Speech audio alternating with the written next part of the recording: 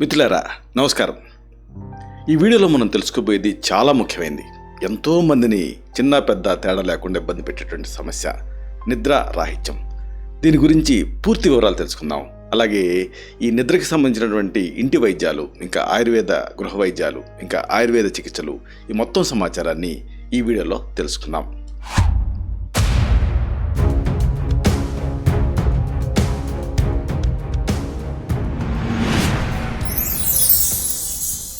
మిత్రులారా, నమస్కారం. నేను మీ డాక్టర్ చిరుమామిళ్ళ మురళీ మనోహర్. ఈ వీడియోలో మనం తెలుసుకోబోయేది చాలా ముఖ్యమైనది, నిద్ర. దీనికి సంబంధించినటువంటి రకరకాల సమస్యలు ఉంటూ ఉంటాయి. కొంతమందికి నిద్ర ఎక్కువైతే కొంతమందికి నిద్ర తక్కువ అవుతుంది, కొంతమందికి కోడి నిద్ర ఉంటూ ఉంటుంది. ఇలాంటప్పుడు అసలు ఈ కారణాలు తెలుసుకోవడం అనేది చాలా ముఖ్యం. కాబట్టి ఈ పూర్తి కారణాలు, ఆ కారణాల దిశగా ఎలాంటి జాగ్రత్తలు తీసుకోవాలి, నివారణ పద్ధతులు ఏమిటి, ఈ మొత్తం సమాచారాన్ని మనం తెలుసుకుందాం. మీకు నిద్ర చాలనప్పుడు లేదా నిద్ర పట్టనప్పుడు మీరు కొన్ని ప్రశ్నలు మీకు సహాయపడతాయి దానికి కారణం తెలుసుకోవాలనుకుంటే. ఉదాహరణకు, పగటిపూట మీరు కునికిపాట్లు పడతారా? అలాంటప్పుడు మీ నిద్ర రాహిత్యానికి కారణం కునికిపాట్లు, అంటే ఈ పగటిపూట నిద్రపోవడం అయ్యేటువంటి అవకాశం ఉంది. అలాగే శక్తికి మించి మీరు ఏమైనా పనిచేస్తారా? ఇది కూడా ఒక కారణమే నిద్రా నాశానికి. అంటే శక్తికి మించి పనిచేసినప్పుడు సాధారణంగా ఒళ్ళు మరిచి నిద్రపోతారు అనుకుంటారు, కానీ ఒళ్ళు నొప్పులతోటి నిద్ర పట్టదు. కాబట్టి దీన్ని కూడా దృష్టిలో ఉంచుకోవాలి. అలాగే అతి ముఖ్యమైనది మరొకటి ఉంది. Exercise is the best treatment ప్రతి సమస్యకి కూడా. రోజు మీరు ఒకవేళ ఎక్సర్సైజ్ చేయటం లేదా ఆలోచించుకోండి. అప్పుడు ఆ వ్యాయామరహితమైనటువంటి జీవితం వల్ల మీకు నిద్ర చాలటం లేదని అర్థం. అలాగే అతి ముఖ్యమైన మరొక పాయింట్ ఉంది. మీరు రెగ్యులర్గా కాకుండా అస్తవ్యస్తమైన సమయాల్లో పనిచేస్తూ ఉంటారా? అలాంటప్పుడు మీకు ఈ ఇన్సామ్నియాకి కారణం నిద్ర, ఈ దినచర్యలో మార్పులు రావడం వల్ల నిద్ర పట్టడం లేదు అని అర్థం. అలాగే ఇంకొక పాయింట్ ఉంది. మీరు నిద్రకి ఉపక్రమించే ముందు భోజనం చేస్తారా? అలాంటప్పుడు మీకు నిద్ర రాకపోవడానికి కారణం రాత్రిపూట ఆలస్యంగా తినడం వల్ల వచ్చేటువంటి దుష్ఫలితం అయ్యేటువంటి అవకాశం ఉంది. అలాగే ఇంకొక ముఖ్యమైన పాయింట్ ఉంది. ఇదేంటంటే, మీరు టీ, కాఫీలు ఇలాంటివి బాగా ఎక్కువ తాగుతారా? అలాగే సిగరెట్స్, ఆల్కహాల్ ఇలాంటివి అలవాటు ఉన్నాయా? అలాంటప్పుడు ఈ ఉత్ప్రేరకాల దుష్ప్రభావం వల్ల మీకు నిద్ర పట్టడం లేదని అర్థం. అలాగే ఇంకొక అతి ముఖ్యమైన పాయింట్ ఉంది. మీరు నిద్రపోయే మంచాన్ని మీరు గమనించండి, అది సౌకర్యంగా ఉందా లేదా? ఒకవేళ అలా లేకపోతే పక్క కుదరకపోవడం వల్ల మీకు నిద్ర పట్టడం లేదు అనేది ఒక ముఖ్యమైన పాయింట్. అలాగే ఇంకొక ముఖ్యమైన విషయం మీకు చెప్పాలి. ఇదేమిటంటే, మీరు రకరకాల ధ్వనులు వింటూ ఉంటారా? ఇలాంటి ధ్వనులు మీ నిద్రకి భంగం కలిగిస్తున్నాయా? అలాంటప్పుడు ఈ శబ్ద కాలుష్యం వల్ల మీకు నిద్ర పట్టడం లేదు అని అర్థం. అలాగే ఇంకొక ముఖ్యమైన విషయం ఉంది. మీరు నిద్రపోయేటటువంటి గదిలోకి మీరు గమనిస్తే గాలి ధారాళంగానే వస్తుందా లేదా చూసుకోండి. ఎందుకంటే సహజమైనటువంటి గాలి లేకపోవడం వల్ల కూడా ఈ నిద్ర పట్టకపోయేటువంటి అవకాశం ఉంది. అలాగే ఇంకొక ముఖ్యమైన పాయింట్, అన్నిటికంటే నిజానికి ఇది అతి ముఖ్యమైనది, ప్రధానమైనది. శారీరక రుగ్మతల వల్ల అసౌకర్యంగా అనిపిస్తూ ఉంటుందా? అలాంటప్పుడు ఈ శారీరక వ్యాధుల ప్రభావం వల్ల మీకు నిద్ర పట్టడం లేదు అని అర్థం. అలాగే అతి ముఖ్యమైనది ఏంటంటే, ఈ మధ్య ఇండిస్క్రిమినేట్ యూసేజ్ ఆఫ్ డ్రగ్స్ ఎక్కువైపోయింది. మీరు ఏదన్నా మందులు వాడుతున్నారా? అలాంటప్పుడు ఆ మందుల తాలూకు దుష్ఫలితం వల్ల మీకు ఈ నిద్ర పట్టడం లేదు అని అర్థం. ఇలాగా కాజ్ ఓరియంటెడ్ అప్రోచ్ అనేది అవసరం. ఆయుర్వేదం ఇదే చెప్తుంది. సంక్షిప్త క్రియాయుగో నిదానశ వర్జనం ఉంటుంది. అంటే కారణాన్ని కనుక్కొని సరిదిద్దుకోవాలి. కాబట్టి మీ నిద్ర రాహిత్యానికి, నిద్రానాశానికి ఇలాంటివి ఏమైనా కంట్రిబ్యూట్ చేస్తాయనేది తెలుసుకొని దానికి అనుగుణంగా మీరు జాగ్రత్తలు తీసుకోవాలి. ఈ సందర్భంగా ఈ సబ్జెక్టులోకి మరింత లోతుగా మనం వెళ్దాం. దీనికి సంబంధించి అతి ముఖ్యమైన కొన్ని అంశాలు ఉన్నాయి. వీటిని మీరు తెలుసుకోవడం అనేది అవసరం. చూడండి, నిద్ర, ఆహారం, అలాగే శృంగారం లేదా బ్రహ్మచర్యం, ఈ మూడు మనిషికి 3 స్తంభాల్లాగా అవసరం. ఇవి మనిషిని నిలబెడతాయని ఆయుర్వేదం చెప్తుంది. వీటిలో ఏ ఒక్క దానిలో అపశృతి చోటు చేసుకున్నా మనిషి శరీరం స్తంభం విరిగినటువంటి భవనంలాగా కుప్ప కూలుతుంది అంటుంది ఆయుర్వేదం. జీవితంలో నిద్రకి చాలా ప్రాముఖ్యత ఉందండి. అందుకే నిద్ర సగం రోగాలను పోగొడుతుంది అన్న ఒక నానుడి కూడా పుట్టింది.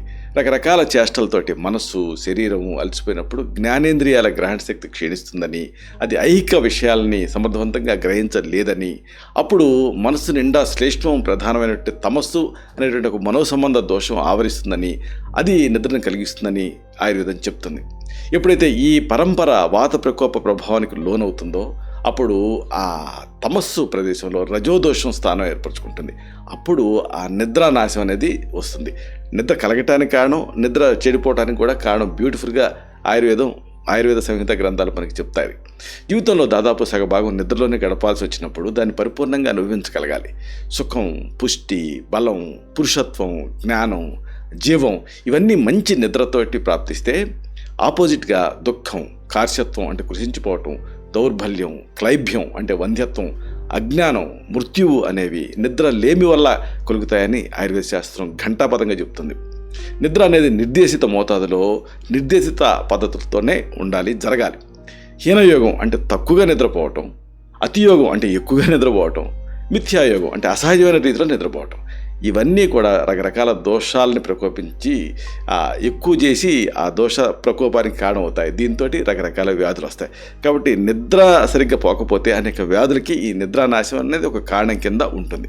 అయితే చాలామందికి ఒక డౌట్ వస్తూ ఉంటుంది, చాలామంది అడుగుతూ ఉంటారు, డాక్టర్ గారు అసలు మనిషికి ఎంత నిద్ర కావాలి అని.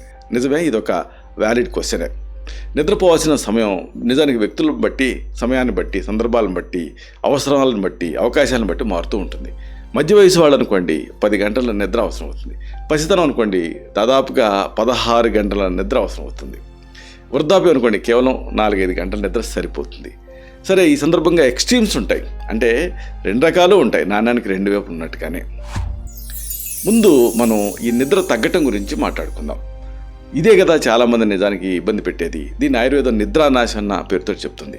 పగలంతా ఏదో ఒక పనిలో నిమగ్నం ఉంటాం, అయితే రాత్రి నిద్ర పట్టలేదనుకోండి, దానికి వైద్యపరమైన సమస్యలు ఏమన్నా కంట్రిబ్యూట్ చేస్తున్నాయి అనేది ఆలోచించాలి. వీటిని వరుసగా 1 by 1 మనం చెప్పుకుందాం. ఇంతకుముందు మనం విశ్లేషించుకున్న పాయింట్నే మరింత లోతుగా మనం డీప్గా వెళ్దాం. ముందు మనం చెప్పుకోవాల్సింది కునుకుపాట్ల గురించి. మన శరీరంలో సర్కేడియన్ సైకిల్స్ అనేవి ఉంటాయి. ఇవి ఆకలి, నిద్ర, అలాగే మలమూత్ర ప్రవర్తన లాంటి వాటిని నిర్దేశిత సమయాలకి జరిగే రకంగా నియంత్రిస్తూ ఉంటాయి. పగటిపూట కునుకుపాట్లు పట్టడం వల్ల ఏం జరుగుతుంది, ఈ సైకిల్, ఈ చక్రమణం అనేది గాడి తప్పుతుంది. రాత్రి నిద్రకి ఆటంకం వస్తుంది. ఎండాకాలం తప్ప మిగతా అన్ని కాలాల్లో కూడా పసిపిల్లలు, వృద్ధులు, రోగపీడితులు మినహా మిగిలిన వాళ్ళకి పగటి పూట నిద్రను ఆయుర్వేదం వ్యతిరేకించింది, నిర్ణయం చెబుతుంది. అలాగే అంటే పగటిపూట పైకి చేయటానికి మనకి ఒక తెలుగు సామెత కూడా అందుకే పుట్టింది. అలాగే ఇంకొక విషయం ఏంటంటే బాగా పొద్దెక్కే వరకు నిద్రపోవడం వల్ల కూడా రాత్రిపూట నిద్ర చెడిపోతుంది. అందుకే బ్రాహ్మీ ముహూర్తంలో, అంటే సూర్యోదయానికి ఒక 40 నిమిషాల ముందు నిద్ర లేవాలి. బ్రాహ్మీ ముహూర్తే ఉత్తిష్టేత్. అలాగే రాత్రిపూట త్వరగా నిద్రపోవాలి. ఇంకొక ముఖ్యమైన కారణం శారీరక శ్రమ. దీనివల్ల కూడా ఈ నిద్ర అనేది డిస్టర్బ్ అవుతుంది. మనిషి నిజానికి యంత్రం కాదు కదా, యంత్రానికి కూడా వేడెక్కకుండా విశ్రాంతి ఇస్తూనే ఉంటాం కదా మనం. అలాంటప్పుడు మనిషి విషయం మనం చెప్పేదే ఉంది. హడావిడిగా సాగేటటువంటి మన ఈ దైనందిన జీవితంలో విశ్రాంతికి సముచిత స్థానం అనేది మనం ఇవ్వాలి. టెన్షన్లతోటి అనుక్షణం బిగదీసుకుపోయి పనిచేసేటువంటి ఖండాలకి విశ్రాంతి అనేది చాలా అవసరం. పని తీవ్రత వల్ల ఏం జరుగుతుంది, నిద్ర దానంతటికి అదే వస్తుంది అని అనుకుంటారు చాలామంది, కానీ పొరపాటు. పని అనేది కేవలం శరీరానికి పరిమితమైనప్పుడు నిద్ర వచ్చే మాట మామూలుగా నిజమైనప్పటికీ కూడా ఎప్పుడైతే పనితో పాటు టెన్షన్స్ కూడా ఉంటాయో, టెన్షన్స్ కూడా కలుస్తాయో, అప్పుడు నిద్ర కరువు అవుతుంది. నిద్రకి ఉపక్రమించే ముందు కనీసం ఒక 2 గంటలు విశ్రాంతికి గడపడం అనేది అవసరం. నిద్రకి మీరు రెడీ అయ్యబోయే ముందు మీ ముందు ఆఫీస్ కాగితాలు వేసుకోవటం, అకౌంట్ పుస్తకాలు తెరవటం, లేకపోతే ఈ మొబైల్స్ చూడటం, ఇలా కూర్చోకుండా మనసుకి ఆహ్లాదాన్ని కలిగించే ఒక మంచి పుస్తకం చదవండి, యోగా చేయండి. ఎక్సర్సైజ్ కాదు, యోగా. అలాగే పసిపిల్లలతో గడపండి. ఇది ఏదైనా మీకు నిద్రని ఇస్తుంది. ఇక అతి ముఖ్యమైనది ఏంటంటే వ్యాయామరహితమైనటువంటి జీవితం వల్ల కూడా ఈ నిద్ర అనేది ఉండదు. అంటే సరైనటువంటి ఎక్సర్సైజు నిద్రని కలిగించగలుగుతుంది. వ్యాయామం అంటే కేవలం ఏదో బస్కెళ్ళి తీయటం కాదు, నడవచ్చు, ఈదొచ్చు, షటిల్ ఆడొచ్చు, గోల్ఫ్లో ఆడొచ్చు. ఇలాంటివన్నీ కూడా ఎక్సర్సైజ్ కిందకే వస్తాయి. దీంట్లో ఏం జరుగుతుందంటే ఒక రిథం ఉంటుంది. చూడండి, మనం ఎడాపెడా శబ్దం చేసామనుకోండి, అది రిథం కాదు, అది శబ్దం. కానీ రిథమాటిక్గా మనం ఎక్సర్సైజ్ చేస్తాం కాబట్టి, ఆ ఎక్సర్సైజ్ని బట్టి మనం గాలి పీల్చుకుంటాం కాబట్టి, గాలి పీల్చుకున్న దాన్ని బట్టి గుండె పనిచేస్తుంది కాబట్టి అన్నీ కూడా నార్మలైజ్ అయిపోతాయి. అది ఎక్సర్సైజ్లో ఉండేటటువంటి ఒక బ్యూటీ. కొంతమంది డాక్టర్లు చెప్తూ ఉంటారు, ఎక్సర్సైజ్ చేయమన్నప్పుడు, డాక్టర్ గారు నేను పొద్దు నుంచి సాయంత్రం దాకా పని చేస్తూనే ఉంటాను, ఇంకా ఎక్సర్సైజ్ ఎందుకు డాక్టర్ గారు అని. అది ఎక్సర్సైజ్ కాదు, ఆ పని అనేది ఎగ్జర్షన్. ఎగ్జర్షన్ వల్ల మీకు ఆందోళన ఎక్కువ అవుతుంది, ఎక్సర్సైజ్ వల్ల మీకు ఆహ్లాదం ఎక్కువ అవుతుంది. అది తేడా. ఇక నిద్ర లేకపోవడానికి అతి ముఖ్యమైన కారణం దినచర్యలో మార్పులు కూడా. మన శరీరం ఒక క్రమబద్ధమైనటువంటి ప్రణాళికకి అలవాటు పడి ఉంటుంది. ఎప్పుడైతే అస్తవ్యస్తమైనటువంటి 10 గంటలు దీన్ని చెడగొడతాయో అప్పుడు శరీరం, మెదడు తికమక పడతాయి. దీంతో నిద్రానాశం అనేది వస్తుంది. షిఫ్ట్లలో పనిచేసేటువంటి వాళ్ళు, అలాగే ఓవర్ టైం పనిచేసేవాళ్ళు, ఇంటిని ఆఫీస్ కింద మార్చుకునే వాళ్ళు నిద్రలేమితో బాధపడటానికి కారణం ఇదే. ఇక రాత్రిపూట ఆలస్యంగా తినటం వల్ల కూడా ఈ నిద్ర అనేది ఉండదు. ఇది ఒక దుష్ఫలితంగా ఉంటూ ఉంటుంది. తిన్న ఆహారం శరీరం లోపలికి శక్తి రూపంలో విలీనం అవ్వాలంటే గుండె అదనంగా పనిచేయాల్సి ఉంటుంది. ఆహారం తీసుకున్న వెంటనే మీరు నిద్రకి రెడీ అయ్యారనుకోండి, గుండె మీద అదనపు ఒత్తిడి పడుతుంది. దీంతో అసౌకర్యం అనిపిస్తుంది, నిద్ర దూరం అవుతుంది. అందుకే రాత్రిపూట తినే తిండికి నిద్రపోయే టైంకి మధ్య కనీసం ఒక 2 నుంచి 3 గంటలు వ్యవధి ఉంచండి. తిన్న తర్వాత కనీసం ఒక 100 అడుగులు అంటే 5 నిమిషాలు ఆర్ద్రపాణిగా అంటే చేయి తడిగా ఉన్నప్పుడే నడవండి. ఆమాశయంలో సగభాగం మాత్రమే ఫుడ్ తోటి నింపి మిగిలిన సగభాగాన్ని గాలితోటి అలాగే నీళ్ళతోటి భర్తీ చేయాలని ఆయుర్వేదం చెప్తుంది. మిగిలిన 1/4లో 1/4 భాగం గాలికి వదిలేయాలి. అప్పుడు మీకు ఇబ్బంది లేకుండా ఉంటుంది. ఇక అతి ముఖ్యమైనది ఉత్ప్రేరకాల దుష్ప్రభావాలు కూడా నిద్ర ఉండదు. కాఫీ, టీ, ఆల్కహాలు, సిగరెట్లు ఇలాంటివి నిద్ర మీద గణనీయమైనటువంటి ప్రభావం చూపిస్తాయి. ఇది అక్షర సత్యం, ఏదో క్యాజువల్గా చెప్పే మాట కాదు ఇది. కాబట్టి మీరు చేసి చూడండి, కాఫీ తాగి చూడండి, ఆ రోజు మీకు నిద్ర ఉండదు. అందుకే కదా ఇప్పుడు స్టూడెంట్స్ వీళ్ళంతా టీలు ఇవన్నీ తాగి మేలుకొని చదువుతూ ఉంటారంటే అవి నిద్రను జరగొడతాయని అర్థం. అలాగే ఆల్కహాల్, దీన్ని కొంచెం నేను చెప్పాలి. ఆల్కహాల్ వల్ల వచ్చేది మత్తే కానీ నిద్ర కాదు, ఇది మీరు గ్రహించాలి. నిద్ర స్థానంలో మత్తు ఆవహించి సహజమైన నిద్రను దూరం చేస్తుంది. అందుకే చాలామందికి ఆల్కహాల్ తీసుకున్న మరుసటి రోజు మరింత బడలెగ్గా అనిపిస్తుంది. మామూలుగా మంచి నిద్ర పెట్టినప్పుడు బడలెక్క ఎందుకు ఉండాలి? కానీ మీరు ఆల్కహాల్ తీసుకొని చూడండి, రెండో రోజు ఇంకా నీరసంగా ఉంటుంది. మరి మంచి నిద్రతో నీరసం ఉండకూడదు కదా. ఆల్కహాల్ కనుక మంచి నిద్రను కలిగిస్తే మీకు నీరసం ఎందుకు ఉంటుంది? కాబట్టి ఇది ఇక్కడ మీరు గ్రహించాలి. ఇలాంటప్పుడు జవహర్ మోహరా, వసంత కుసుమాకర్ రస్, అలాగే శతావర్యాది ఘృతం, స్వర్ణమాక్షిక భస్మం, ముక్తాపిష్టి, యకృత్ ప్లీహార్ లోహం ఇలాగా ఆల్కహాల్ రిలేటెడ్ కండిషన్స్లో దీన్ని ప్రిస్క్రైబ్ చేస్తూ ఉంటాం. ఇక అతి ముఖ్యమైనది ఏంటంటే ఈ పక్క కుదరకపోవటం. దీనివల్ల కూడా నిద్ర అనేది ఉండదు. మన దైనందిన జీవితంలో నిద్ర అనేది ముఖ్యమైనది కాబట్టి నిద్ర పోవాల్సినటువంటి మంచాన్ని సౌకర్యవంతంగా అమర్చుకోవడంలో తప్పు లేదు. కీళ్ళ నొప్పులు, నడువు నొప్పి, మెడ నొప్పి, కండరాల నొప్పులు ఇలాంటివి ఎన్నో మనకి ఆ పడుకునే విధానంలో లోపం వల్ల వస్తాయంటే మీరు నమ్మగలరా? కాబట్టి ఈ పక్క సరి చేసుకుంటే అనేక సమస్యలు మీకు తగ్గుతాయి. ఇంకా ఏమాత్రం సందర్భం లేనట్టు, సంబంధం లేనట్టు అనిపించినప్పటికీ కూడా శబ్ద కాలుష్యం వల్ల కూడా నిద్ర డిస్టర్బ్ అవుతుంది. అందుకే ఇప్పుడు ప్లేన్స్లో వీటిల్లో కూడా ఆ చెవులలో కొన్ని ప్లగ్స్ ఇస్తూ ఉంటారు. పాప ఏడుపు, జీవిత భాగస్వామి పెట్టే గురక, అర్ధరాత్రి అయినా విడవకుండా వినిపించేటువంటి వాహనాల రణగొణ ధ్వనులు, తెల్లవార్లు మోగుతుండేటువంటి టీవీలు ఇవన్నీ కూడా నిద్రకి భంగం కలిగించే అవకాశం ఉంది.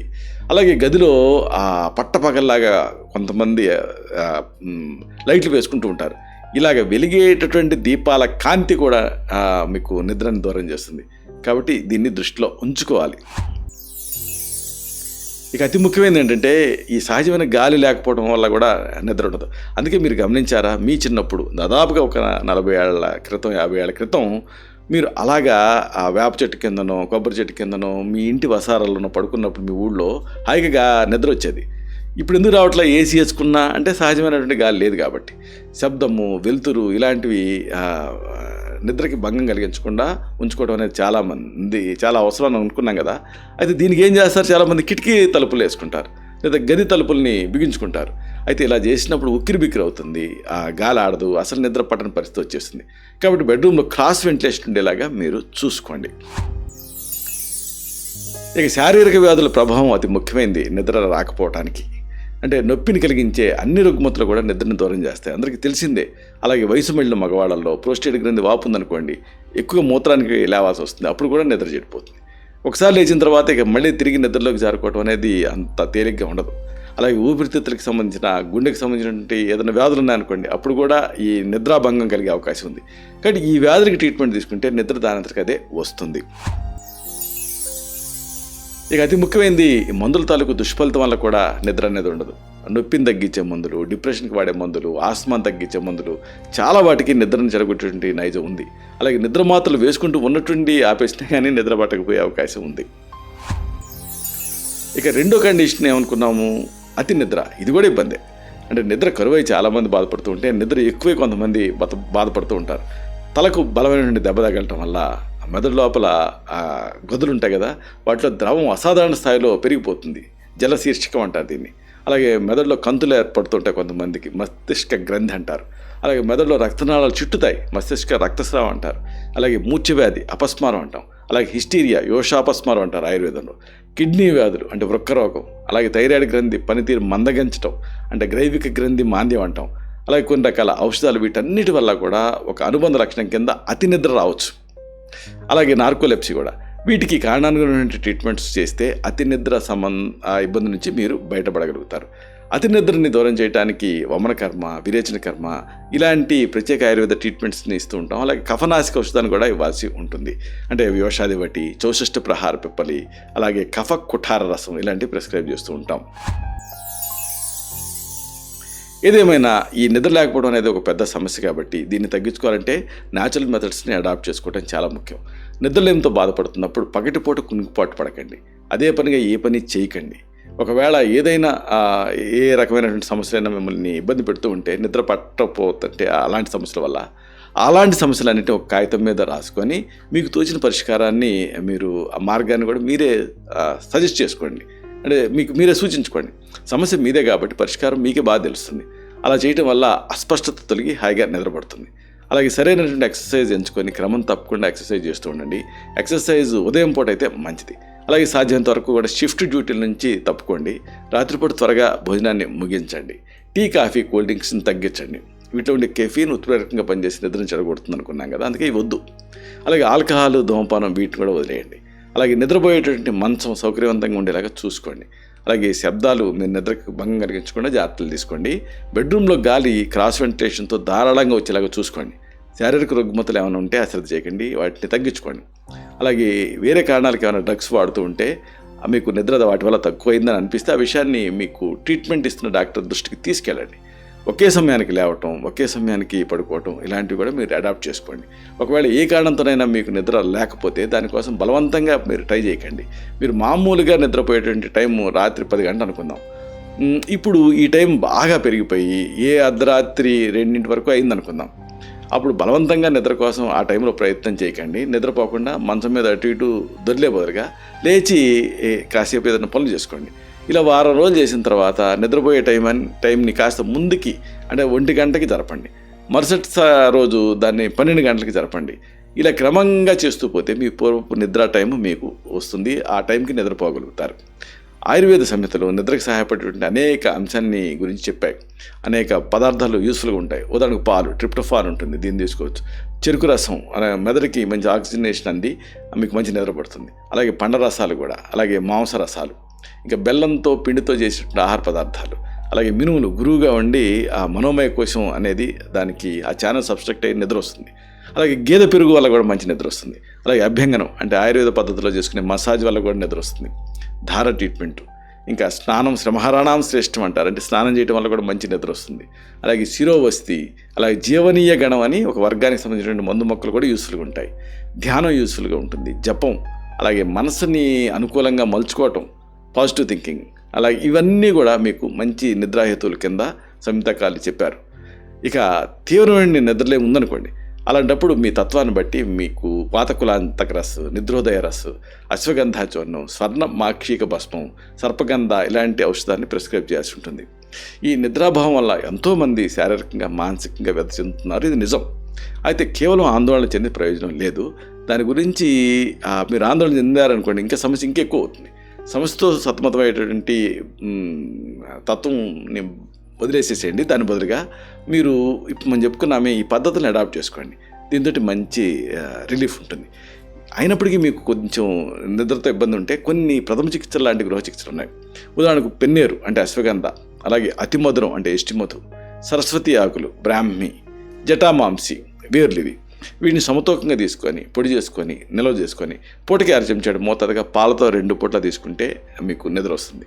అలాగే జ్యోతిష్మతి తైలాన్ని 1 చెంచాడు మోతాదుగా తీసుకొని 1 గ్లాసు పాలకు కలిపేసేసి రోజుకి 2 సార్లు తీసుకుంటూ ఉంటే కూడా నిద్ర వస్తుంది. అలాగే సరస్వతి ఆకుల రసాన్ని లేదా సరస్వతారిష్టాన్ని 3 చెంచాల మోతాదుగా, సరస్వతారిష్టం అయితే సరిసమానంగా నీళ్లతో, లేకపోతే ఈ సరస్వతి ఆకుల రసం అయితే దీన్ని తేనెతోటి అనుపానంగా రోజుకి 2 సార్లు తీసుకున్నా కానీ మీకు యూస్ఫుల్గా ఉంటుంది. ఇలాగా ఈ నిద్రానాశం అనేది చాలామందిని ఇబ్బంది పెట్టే సమస్య కాబట్టి దీనికి ఈ పద్ధతులు మీకు సహాయపడతాయి.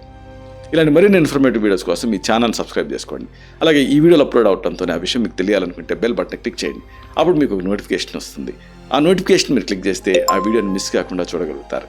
అలాగే ఈ వీడియో మీకు నచ్చితే లైక్ చేయండి. అప్పుడు ఇది మరింత ఎక్కువ మందికి రికమెండ్ అవుతుంది. ఈ వీడియో తలకు పర్పస్ సర్వ్ అవుతుంది. అంటే అందరికీ ఆరోగ్యం అన్న మన అభిలాష, మన ఆకాంక్ష నెరవేరుతాయి. శతం జీవ శరదో వర్ధమానః, శతం హేమంతాన్ శతం వసంతాన్. 100 శరత్తులు, 100 హేమంతాలు, 100 వసంతాలు వర్ధిల్లుతూ జీవించండి. Stay healthy, stay happy, be positive, keep smiling. Love you all. శుభం.